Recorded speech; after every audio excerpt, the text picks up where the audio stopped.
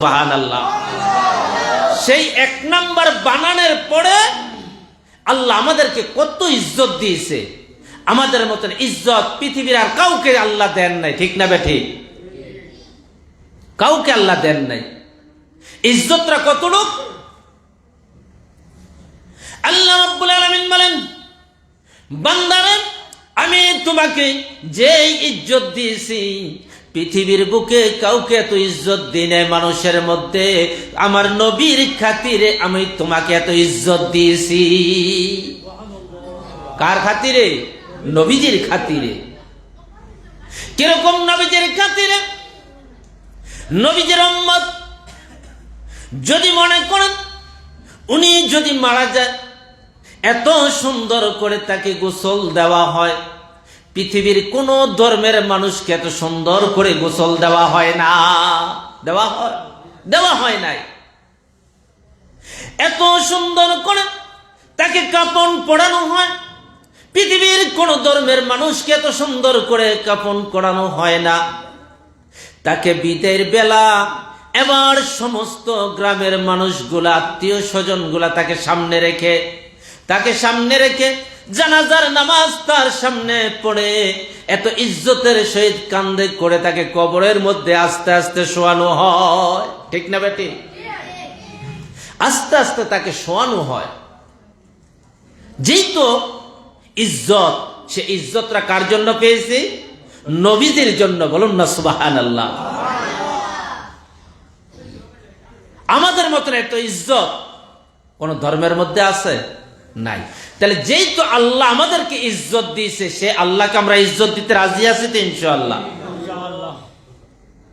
আমার বন্ধুগণ, আল্লাহ রাব্বুল আলামিন বলেন, ও পৃথিবীর মানুষ, আমি তোমাকে এত সুন্দর ইজ্জত দিয়েছি।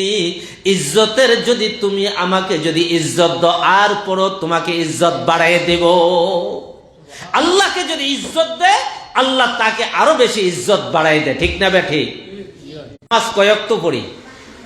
5 ওয়াক্ত। কয়ক্ত পড়ি? 5 ওয়াক্ত নামাজ পড়ি। মনে করেন আমরা আল্লাহর ইবাদত করি। কয়ক্ত নামাজ পড়ি? 5 ওয়াক্ত নামাজ পড়ি। 5 ওয়াক্ত নামাজের নামাজি কয় রকম? নামাজ কত ওয়াক্ত? আমার মেইন পয়েন্ট বুঝবেন। সামান্য আমি ওয়াজ করব, বেশি সময় নয়। 5 ওয়াক্ত নামাজ, নামাজি কয় রকম? 5 রকম। নামাজি কয় রকম? 5 রকম। আর তার ফল কয় রকম? 5 রকম। আমরা মনে করেন ইবাদত আমরা নামাজও ধরলাম। কি ধরছি? নামাজ। নামাজ যদি 5 ওয়াক্ত হয়, নামাজিও 5 রকম। এবার আমরা নিজে নিজে চিন্তা করি, নামাজ 5 ওয়াক্ত কিভাবে হলেন? হযরত আদম আলাইহিস সালাতু ওয়াস সালাম, লম্বা ইতিহাসে যাব না, সামান্য কথাগুলো বলে যাচ্ছে। ফজরের নামাজ কে পড়ছেন? হযরত আদম আলাইহিস সালাতু ওয়াস সালাম। বলুন না সুবহানাল্লাহ। কোথায় পড়ছিলেন? আরাফাতের ময়দানে। আল্লাহ যখন আদম আলাইহিস সালাতু, আমাদের আদি পিতা আদম আলাইহিস সালাম কি আমাদের আদি পিতা, জান্নাতের মধ্যে একটা কথা শুধু ব্যতিক্রম হয়েছিলেন, গন্ধম ফল খেয়েছিলেন। আল্লাহ মাফ করছেন? মাফ করেন নাই। ওই আদম আলাইহিস সালাতু ওয়াস সালামকে আল্লাহ রাব্বুল আলামিন পৃথিবীর বুকে পাঠাইছেন, মা হাওয়াকেও পাঠাইছেন। একদিন নয়, 2 দিন নয়, 350 বছর কাঁদছেন। 350 বছর পরে আদম আলাইহিস সালাতু ওয়াস সালাম বলতেছেন, আল্লাহ আমি আমারকে বানাইছেন, বানানোর পরে আপনার আরশের মধ্যে দেখলাম লা ইলাহা ইল্লাল্লাহু মুহাম্মাদুর রাসূলুল্লাহ সাল্লাল্লাহু আলাইহি ওয়াসাল্লাম। আল্লাহ, লা ইলাহা ইল্লাল্লাহ এটা আপনার নাম। আমি 100 মুহাম্মাদুর রাসূলুল্লাহ নিশ্চয়ই আপনার কোন বন্ধু হবে, উনার খাতিরে আল্লাহ আমাকে মাফ করে দেন। বলুন না সুবহানাল্লাহ। আল্লাহ রাব্বুল আলামিন বলেন, আদম রে, যে জায়গা আমার নবীর খাতিরে দর্শত, আমার নবীর উসিলা দর্শত, আমি আল্লাহ তুমি আদম রে আমার নবীর খাতিরে মাফ করে দিয়েছি। নবী যে আসছেন দুনিয়াতে, এখন আসেন নাই, নবীজির নামের উসিলায় আল্লাহ মাফ করে দিয়েছেন। সেই মাফ করার কারণে আদম আলাইহিস সালাম শুকরিয়াতান ভাবে 2 রাকাত নামাজ পড়লেন। আরাফাতের ময়দানে কয় রাকাত? 2 রাকাত নামাজ পড়ছেন। এখনো যারা হাজি আছে, হজ করতে যান অথবা উমরা করতে যান, আরাফাতের ময়দানে উপরের মধ্যে এখনো 2 রাকাত নামাজ সকলে পড়ে, ঠিক না বেঠি?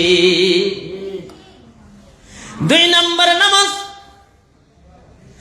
নম্বর নামাজ হইলেন জোহরের নামাজ। জোহরের নামাজ হইলেন হযরতে ইব্রাহিম আলাইহিস সালাতু ওয়াস সালাম জোহরের নামাজ পড়ছেন। কে পড়ছেন? হযরতে ইব্রাহিম আলাইহিস সালাতু ওয়াস সালাম। কখন পড়লেন? যখন নমরুদে ইব্রাহিম আলাইহিস সালাতু ওয়াস সালামকে যখন আগুনের মধ্যে ফালাইলেন, আল্লাহ রাব্বুল আলামিন জিবরাইলকে পাঠাইলেন, আর ইব্রাহিমকে আগুনের মধ্যে সরক দিয়ে ফালানো হচ্ছে। জিবরাইল আলাইহিস সালাতু ওয়াস সালাম ইব্রাহিম আলাইহিস সালাতু ওয়াস সালামকে জিজ্ঞাসা করে, ইব্রাহিম তুমি কি কাজ করো? তুমি সাহায্য চাও, আমি তোমাকে সাহায্য করব। আমরাকে যদি এখন সাহায্য করতাম তাহলে হয়তো আমরা কইতাম ঠিক আছে আপনি আছেন। ইব্রাহিম আলাইহিস সালাতু ওয়াস সালাম বললেন, আজ ইব্রাহিম, যে আল্লাহ আমাকে বানাইছেন সেই আল্লাহ কি আমাকে দেখেন নাই? তাহলে সেই আল্লাহ যদি আমাকে দেখে, তাহলে আল্লাহর বান্দাকে, আল্লাহর গোলামকে যদি আল্লাহ আগুনে ফালাইয়া যদি আনন্দ থাকে, তাও আমার কোনো কষ্ট নাই। তখন আল্লাহ রাব্বুল আলামিন অর্ডার করে দিলেন, ইয়াকুনি বারদাও ওয়া সালামান আলা ইব্রাহিম। আগুন ঠান্ডা হয়ে যাও আমার ইব্রাহিমের উপরে, এমন ঠান্ডা হইও না যে ঠান্ডার কারণে আমার ইব্রাহিম। এই আগুন থেকে যখন বাইর হইলেন তখন 4 রাকাত নামাজ পড়লেন শুকরিয়াতান হিসেবে। কয় রাকাত? দুনিয়ার মধ্যে মানুষকে আল্লাহ দেখাই দিয়েছেন আমার ইব্রাহিম পরীক্ষার পরেও 4 রাকাত নামাজ পড়েছে। ও পৃথিবীর মানুষ, তুমি যতই পরীক্ষার মধ্যে পড়ো, যতই ভেজালের মধ্যে পড়ো, তুমি যদি এই জোহরের 4 রাকাত ফরজ নামাজ যদি আদায় করো, আমি আল্লাহ তোমার বিপদকে আমি উদ্ধার করে দেব। বলেন না সুবহানাল্লাহ। এবার আসেন আসরের নামাজ। হযরত ইউনূস আলাইহিস সালাতু ওয়াস সালাম আসরের নামাজ পড়লেন। কিভাবে পড়লেন? ইউনূস আলাইহিস সালাতু ওয়াস সালামকে একটা মাছে খাইলেন, ওই মাছটাকে আরো একটা মাছে খাইছেন। এবার ইউনূস আলাইহিস সালাতু ওয়াস সালাম কোথায়? 2 মাছের পেটের ভিতরে, ঠিক না বেঠিক? ইউনূস আলাইহিস সালাতু ওয়াস সালাম 2টা মাছের পেটের ভিতরে আল্লাহর জিকির করতেছেন, লা ইলাহা ইল্লা আনতা সুবহানাকা ইন্নী কুনতু মিনাজ জালিমিন। আল্লাহ, আমি জুলুম করেছি আমার উপরে, তুমি আমাকে মাফ করে দাও। আল্লাহ রাব্বুল আলামিন ইউনূস আলাইহিস সালাতু ওয়াস সালামকে আল্লাহ মাফ করে ওই মাছের থেকে, যে মাছটা শেষে খেয়েছেন ওই মাছটা, ওই প্রথম মাছটাকে ভূমি করে দিলেন, আর প্রথম মাছটা ইউনূস আলাইহিস সালাতু ওয়াস সালাম ভূমি করে দিলেন। আল্লাহ রাব্বুল আলামিন বলেন, ফাস্তাজাবনা লাহু ওয়া নাযায়নাহু মিনাল গাম্মি ওয়া কাযালিকা নুনজিল মুমিনিন। ওই ইউনূস, শুধু তোমাকে আমি মাফ করে নাই, ফাস্তাজাবনা লাহু ওয়া নাযায়নাহু ওয়া কাযালিকা নুনজিল মুমিনিন। লোকটা যদি মুমিন হয়, আমি আল্লাহর কাছে যদি সাহায্য চাই, আমি আল্লাহ তাকেও মাফ করে দেব। বলেন না সুবহানাল্লাহ। মাগরিবের কথা আর বললাম না। মাগরিবের নামাজ হযরত দাউদ আলাইহিস সালাতু ওয়াস সালাম পড়লেন। এশারের নামাজ হযরত আল্লাহর রাসূল মুহাম্মদুর রাসূলুল্লাহ সাল্লাল্লাহু আলাইহি সাল্লাম পড়ছেন। এই 5 ওয়াক্ত নামাজ হয়েছে। কয় ওয়াক্ত নামাজ? 5 ওয়াক্ত নামাজ। এবার আসেন 5 ওয়াক্ত নামাজের ফল। কিরকম ফল? এক ধরনের মানুষ আছে নামাজ পড়ে, মাঝে মাঝে সারে, ঠিক না বেঠিক?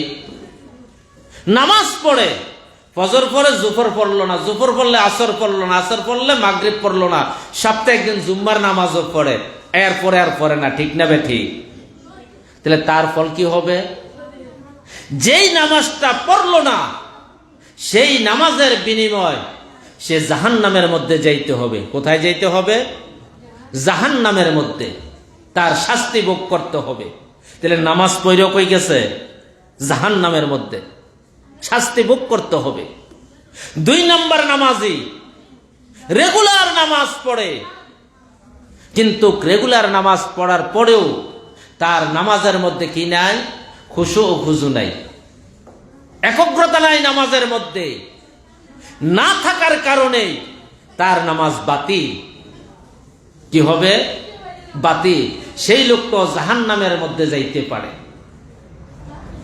3 নম্বর নামাজি নামাজের মধ্যে দাঁড়াইলাম, দাঁড়ানোর পরে এবার কি করলাম? নামাজের মধ্যে দাঁড়াইলাম, দাঁড়ানোর পরে আমাকে আমার অন্তরটা কেউ দেখে না।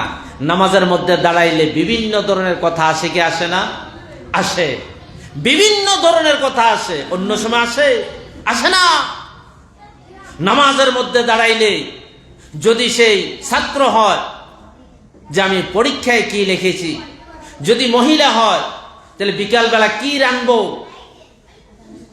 ভাত রানবো না বিরিয়ানি রানবো না রুটি বানাবো, তার দিনের মধ্যে আসে। যদি দোকানদার হয় যে আমি কাকে কত টাকা বাকি দিয়েছি, এগুলা আবিজাবি আসে কি আসে না? আসে। সেই যদি মনে করে আমার অন্তরটা কেউ দেখেন না, একমাত্র আল্লাহ দেখেন, আমি আল্লাহর সামনে দাঁড়াইছি। কার সামনে?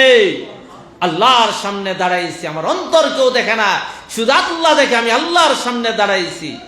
এই মনটাকে যখন শয়তান থেকে কারাকারি করে নিয়ে আসে, কিরকম? এই নামাজটা হচ্ছে কারাকারির নামাজ। ইমাম শেখ সাইদ রহমতুল্লাহ আলাই কিতাবের মধ্যে লেখেন উদাহরণস্বরূপ যে এই পৃথিবীটা হচ্ছে আল্লাহর একটা বাড়ি। কার বাড়ি? আল্লাহর একটা বাড়ি। সেই আল্লাহর বাড়ির মধ্যে সেই যখন যায়, যাওয়ার পরে আল্লাহর বাড়ি, এবার বন্ধু যদি বন্ধুর বাড়ির মধ্যে যায়, এবার শয়তান কি করবে? মনে করেন সেই বাড়িতে একটা কুকুর আছে। কি আছে? আপনাদের এদিকে আছে তো, বড় লোকের বাড়িতে অনেকের বাড়িতে কুকুর আছে না? তো কুকুর কি চিনে সে কি বন্ধু না জামাই? চিনেন না। কুকুর খেউ খেউ খেউ খেউ করে তাকে ডিস্টার্ব করার শুরু করলেন। মালিক যদি ডাক দিয়ে যদি বলেন, এটা আমার বাড়ির মেহমান, কুকুর আর খেউ খেউ করবে? শয়তান যখন মানুষকে কি করলেন? মানুষকে যখন শয়তান এইভাবে ওয়াসওয়াস দেয়, আর মানুষ যখন আল্লাহর কাছে যায়, আল্লাহ আপনার বাড়ির মধ্যে আছে, আপনার ঘরের মধ্যে, এটা কার ঘর? এটা কার ঘর? আল্লাহর ঘরের মেহমান আপনি। আল্লাহ আপনার ঘরের মধ্যে আসছি, আপনি আমার থেকে শয়তানকে বাঁচাই রাখেন। আর যখন কোরআন হাদিস দ্বারা যখন বলবেন আউযু বিল্লাহি মিনাশ শাইতানির রাজীম, বিতা আল্লাহ, আমি বিতাড়িত শয়তান, মরদুদ শয়তান থেকে আমাকে হেফাজত করুন। সে আল্লাহ আপনাকে হেফাজত করবে। ঠিক না বেঠিক? তাহলে সেই নামাজ দ্বারা আপনি জান্নাতে যাইতে পারবেন। 4 নম্বর নামাজি সাহাবায়ে কিরামের নামাজ, ওলি আল্লাহদের নামাজ। কার নামাজ? ওলি আল্লাহদের নামাজ। সাহাবায়ে কিরামের নামাজ কিভাবে? এক যুদ্ধের ময়দানের মধ্যে হযরত আলী রাদিয়াল্লাহু তাআলা আনহু পায়ের মধ্যে তীর ঢুকলেন। সাহাবায়ে কিরাম দেখলেন তীরটা খোলার জন্য আলী চিৎকার করতেছে। আল্লাহ রাসূল বললেন, আলী তুমি নামাজের মধ্যে দাঁড়িয়ে যাও। আলী যখন নামাজের মধ্যে দাঁড়িয়ে গেলেন, তখন সাহাবায়ে কিরামকে বললেন, এবার তুমি তীরটা খুলে নাও। আলী নামাজ পড়তেছেন, সাহাবায়ে কিরাম তীর খুললেন। নামাজের পরে হযরত আলী রাদিয়াল্লাহু তাআলা আনহু বলতেছেন, আমার পায়ের তীর কোথায় গেলেন? এবার বলতেছেন যে আপনার পায়ের তীর খুলছি। খোদার কসম, এই নামাজের মধ্যে ছিলাম, আর আমি যখন তীর খুলেন আমার কোনো টেরও পাই নেই। আজকে আমাদের নামাজ এই অবস্থা হয়, আল্লাহর ওলিদের নামাজ এই অবস্থা হয়ে যায়, ওরা হচ্ছে জান্নাতি। বলুন না সুবহানাল্লাহ। 5 নাম্বার নামাজ নবীদের নামাজ। কার নামাজ? নবীদের নামাজ। তাহলে নামাজ যদি পড়ে জান্নাতে যাওয়া যাবে? যাওয়া যাবে না। কি করতে হবে? আল্লাহ বলছেন আল্লাহর ইবাদত করার জন্য আজকে এই মাদ্রাসা চলছে, ঠিক না বেঠিক? এই মাদ্রাসায় যদি আপনি দান করেন, এই মাদ্রাসায় যদি আপনি কোরআন তেলাওয়াত করতে আছে ছাত্ররা, ঠিক না বেঠিক? সারাক্ষণ করতে আছে, এই মাদ্রাসাতে খাওয়া দাওয়া করে, এই মাদ্রাসাতে ছেলেরা লেখাপড়া করতে আছে, আপনার জন্য দোয়া করতে আছে। আপনার যদি এক সাইড যদি বন্ধ হয়ে যায়, নামাজ দ্বারা যদি জান্নাতে নাও যাইতে পারেন, এই মাদ্রাসার উসিলেও তো যাওয়া যাবে, ঠিক না বেঠিক? আল্লাহ রাব্বুল আলামিন বলেন, ও পৃথিবীর মানুষ, আমি তোমাকে এত সুন্দর করে বানাইছি শুধুমাত্র ইবাদত করার জন্য। আজকে যদি মাদ্রাসায় যদি তুমি দান সদকা করো, এটাও তোমার জন্য ইবাদত, ঠিক না বেঠিক? এই জিনিসটা ইবাদত। কিন্তু আমরা মনে করি মাদ্রাসায় পড়ে কারা? যারা খাইতে পারে না, গরিব। এটা ভুল ধারণা। মাদ্রাসার হুজুররা কম খায়? পৃথিবীর বুকে কোনো মানুষ অত বেশি খায় না। মাদ্রাসার হুজুরদের আল্লাহ যতটুক খাবায়, কোন উসিলায় খাবায়? আল্লাহর কোরআনের উসিলায় খাবায়। সেই আল্লাহর কোরআন যেই জায়গার মধ্যে চলবে, আল্লাহ বলছেন আমি সেই জায়গার মধ্যে আমি আল্লাহ বরকত দান করি। বলুন না সুবহানাল্লাহ। আমরা দুনিয়াতে যখন আসছি 2-4 টাকা নিয়ে আসছি, কিছুই আনি নাই। আল্লাহ দিয়েছে আমাদেরকে ধন সম্পদ। কে দিয়েছে? আল্লাহ দিয়েছে। আমরা যেদিন কবরের মধ্যে চলে যাব, ওই দিনও আমরা যাইতে টাকা না যাব, নেওয়া যাবে না। কবরের রাস্তা দিয়ে যাইতে আছেন, কবরের পাশে রাস্তা দিয়ে যাচ্ছে, উনি কিছু দোয়া করলেন। দোয়া করার পরে যারা কবরবাসী ছিলেন তারা আসছেন, আসার পরে তারা তার থেকে সওয়াবগুলা নিতে আসে। একজন মহিলা, সে কি করলেন? সে আর আসেন নাই, আল্লাহর ওলি চলে গেলেন। আরেকদিন যাইতেছিলেন, আবার যখন কিছু ইসালে সওয়াব করলেন, অন্যরা এসে নিয়ে গেলেন। এবার জিজ্ঞাসা করলেন আপনি কেন আসেন না? আমার জন্য দোয়া করে আমার সন্তান। কি করে? দোয়া করে। কোথায়? ওই মাদ্রাসার মধ্যে আমার সন্তানে কোরআন পড়ালেখা করতে আছে। তখন গেলেন। কিছুদিন পরে আবার আল্লাহর ওলি যখন যাচ্ছিলেন, এবার দেখেন মহিলাটা বসে বসে কাঁদতে আছে। এবার যখন উনি ইসালে সওয়াব করলেন, সবাই আসছেন, মহিলাটাও আসছেন। এবার জিজ্ঞাসা করে কেন আসছেন না? তখন বলতেছে আমি এতদিন আমার সন্তানটা আমার জন্য দোয়া করছেন, আজকে আমার সন্তান দুনিয়ার বুকে নাই, এই জন্যে আমি কাঁদতে আছি। আমার জন্য আর কেউ দোয়া করেন না, হুজুর আপনি আমার জন্য দোয়া করে দেন। আমার ভাইরা, আল্লাহ রাব্বুল আলামিন বলেন, ও পৃথিবীর মানুষ, দুনিয়া থেকে যখন চলে যাইবা, দুনিয়া থেকে চলে যাওয়ার সময় 1 টাকাও তুমি নিতে পারবে না। কিন্তু তুমি যদি কোনো ভালো কাজ করে যাও, তাহলে আল্লাহ রাব্বুল আলামিন বলতেছে এই ভালো কাজের বিনিময়ে আমি তোমাকে জান্নাত দিব। বলেন না সুবহানাল্লাহ। কি দিবে? জান্নাত। আল্লাহর জান্নাত কত সুন্দর জান্নাত! যেই জান্নাতের মধ্যে আমরা ছিলাম আগে জান্নাতি। আমরা কোথায় ছিলাম? আল্লাহর জান্নাতের মধ্যে ছিলাম। এই দুনিয়ার মধ্যে আল্লাহ রাব্বুল আলামিন আমাদেরকে পাঠাইছেন শুধুমাত্র আমাদেরকে টেস্টিং করার জন্য। জান্নাতের মধ্যে আমাদেরকে আল্লাহ বলছিলেন আলাস্তু বিরাব্বিকুম, আমি কি তোমাদের প্রভু? আমরা প্রত্যেকে বলছিলাম ক্বালু বালা, আল্লাহ আপনি আমাদের প্রভু। সেই আল্লাহ আমাদেরকে দুনিয়ার মধ্যে পাঠাইছেন কেন? আল্লাহর ইবাদত করার জন্য। কে আল্লাহকে মানে আর কে না মানে? যখন আল্লাহকে মানে তখন সে কি করতেছে?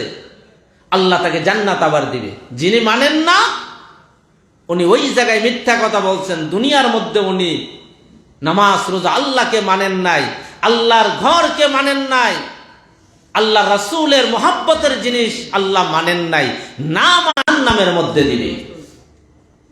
আমার বন্ধুগণ, আল্লাহ রাব্বুল আলামিন আমাদেরকে তো সুন্দর করে বানাইছে শুধুমাত্র আল্লাহর ইবাদত করার জন্য। যতক্ষণ আল্লাহ রাব্বুল আলামিন আমাদেরকে এই পৃথিবীর মধ্যে রাখবো অতদিন পর্যন্ত আল্লাহর ইবাদত করব, ঠিক না বেঠি? রাজি আছেন তো ইনশাআল্লাহ? কিভাবে করবেন? আল্লাহ রাসূলের সুন্নাত অনুসারে, আল্লাহ রাসূলের সুন্নাত অনুসারে ইবাদত করবেন। থাওগা ইবাদত করলে কিন্তু হবে না, হবে থাওগা ইবাদত করলে হবে না। আল্লাহ রাব্বুল আলামিন বলেন, ও পৃথিবীর মানুষ, তুমি যখন ইবাদত করবা তাহলে ইবাদত করতে হলে নিয়ম কানুন মানি করতে হবে। আমরা নিয়ম কানুন মানি যদি করেন তাহলে আল্লাহর জান্নাতে যাওয়ার প্রচেষ্টা আছে, ঠিক না বেঠি? এবার আসুন, আল্লাহ জান্নাতে দিবে, আমাদেরকে কি দিবে? জান্নাত দিবে। এটা অনেক পরে, ঠিক না বেঠি? নামাজের পরে মনে করেন, নামাজের পর আমরা কি করি? দোয়া করি, করি কি করি না? রব্বানা আতিনা ফিদ দুনিয়া হাসানাতাও ওয়া ফিল আখিরাতি হাসানাতাও ওয়া কিনা আযাবান নার। করি কি করি না? কি চাইছে আল্লাহর কাছে?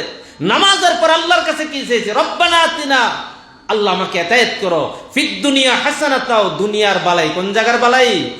দুনিয়ার বালাই।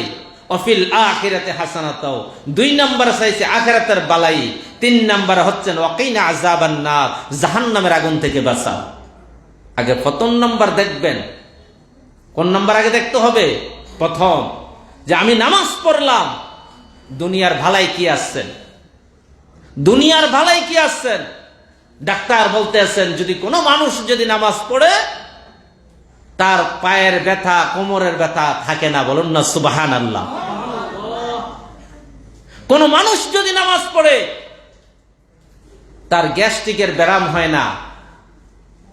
মাথাটা যখন সে সেজদার মধ্যে যায়, এই মাটির থেকে আর্থিংটা তার মাথার মধ্যে আসে, আসে কি আসে না?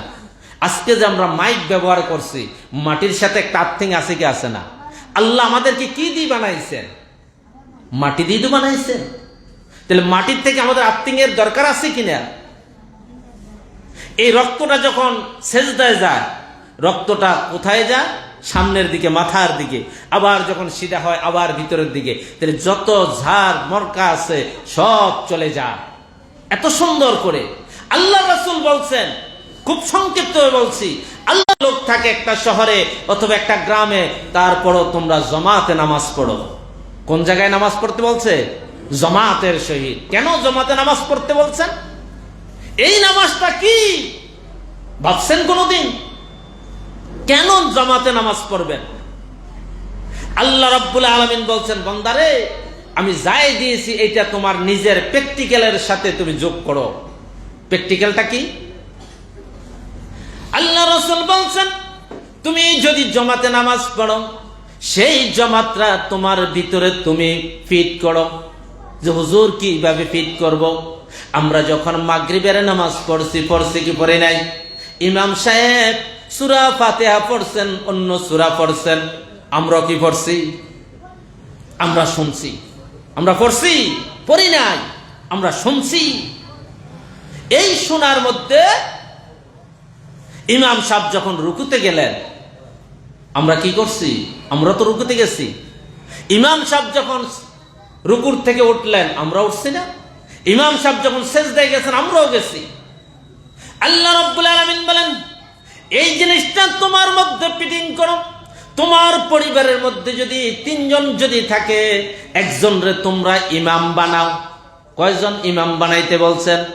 1 জন বানাও। যদি 4 জন থাকে তারপরে 1 জন। যদি 10 জনও থাকে একটা পরিবারের মধ্যে 1 জন ইমাম বানাও। উনি যেইভাবে বলবে তুমিও সেইভাবে চলবে, ঠিক না বেঠি? এই পরিস্থিতি যদি চলি আমাদের কোনো অসুবিধা হবে? কেউ তাকে ঠেকাইতে পারবে? ঠেকাইতে পারবেন না।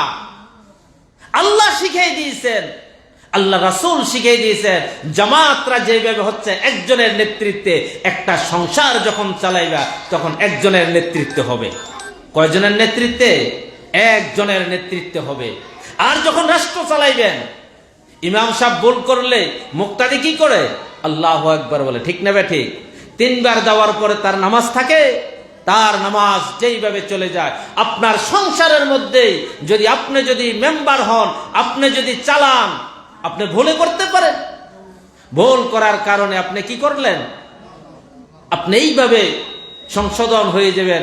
ছেলে বলবে, বউ বলবে বা নাতি বলবে যে দাদা আপনার এটা হয় নাই, আপনি সংশোধন হয়ে যাবেন।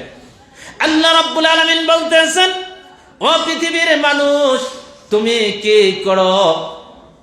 তুমি আমার বিধানকে সুন্দর মতন আখিরাতের জন্য ফিটিং করো, আবার দুনিয়ার জন্য ফিটিং করো। আমি আল্লাহ তোমাদেরকে দুনিয়া এবং আখিরাত দিব। বলেন না সুবহানাল্লাহ। আল্লাহ তাআলা আমাদেরকে আল্লাহ তাআলা আমাদেরকে এইভাবে আল্লাহর ইবাদত করার সুযোগটুকু দান করেছেন। আল্লাহুম্মা আমিন। এই মাদ্রাসাটায় হওয়ায় আমরা খুশি না বেজার? আর জোরে বলুন। আমি যতটুকু পর্যন্ত শুনছি উনি খুব ভালো মানুষ। এই মাদ্রাসাটা বিল্ডিং করছেন, জায়গা দিয়েছেন। উনার সাথে আপনারাও সহযোগিতা করতে রাজি আছেন তো? একজন মানুষকে 10 জনে যদি থুতু দেয়, তার কি হয়ে যায়? গোসল হয়ে যায়, ঠিক না? একজন মানুষকে 10 জনে যদি থুতু দেয়, তার গোসল হয়ে যায়। একজন মানুষের সাথে 10 জনে যদি তার সহযোগিতা করেন, উনার এই মাদ্রাসাটা চালানো, উনার জন্য প্রচেষ্টা আল্লাহ তাআলা আমাদেরকে কবুল করেন। আল্লাহুম্মা আমিন। ওয়া আখির দাওয়ানা আলহামদুলিল্লাহি রাব্বিল আলামিন। আসসালামু আলাইকুম ওয়া রাহমাতুল্লাহি ওয়া বারাকাতুহু। যদি আবার কোনো সময় আসি